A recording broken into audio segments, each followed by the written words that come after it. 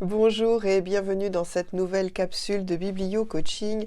Aujourd'hui, à l'intention de celles et ceux qui écrivent et qui sont toujours un peu à la recherche de trucs et astuces ou de partager nos expériences. J'ai choisi pour aujourd'hui les journaux d'écriture, un petit peu différents, ces journaux d'écriture, des journaux d'écrivains au sens par exemple du journal littéraire de Léoto ou de celui très célèbre des frères Goncourt. Là, il était davantage question dans leur cas de chroniquer la vie littéraire qui les entourait.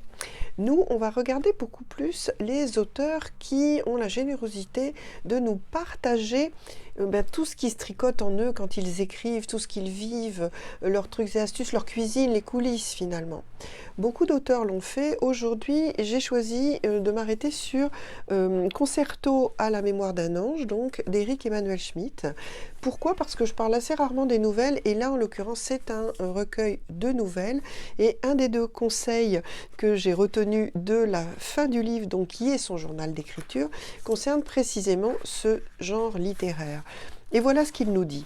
Contrairement à ce que l'on pense, un livre de nouvelles est vraiment un livre, avec un thème et une forme. Si les nouvelles ont une autonomie qui permet qu'on les lise séparément, elles participent chez moi d'un projet global, lequel a son début, son milieu, sa fin. L'idée du livre précède les nouvelles, elle convoque et crée les nouvelles dans mon imagination. Ainsi avais-je conçu Odette Tout-le-Monde ou La rêveuse d'Ostende. Donc voilà, ça peut être inspirant pour les personnes d'entre vous qui se disent « Bon, moi je vais faire des nouvelles » dans l'idée que c'est peut-être un roman plus court. Déjà, pas du tout, ça répond à des critères d'écriture bien spécifiques. Et puis en plus, on a cette astuce d'Éric Emmanuel Schmitt. Et puis pour nous tous qui n'écrivons pas non plus peut-être de nouvelles, en tout cas un autre conseil que je trouve très intéressant, qui est plutôt de l'ordre, je dirais, de l'épure. Et là, nous sommes en train d'écouter ce qu'il nous dit, page 220.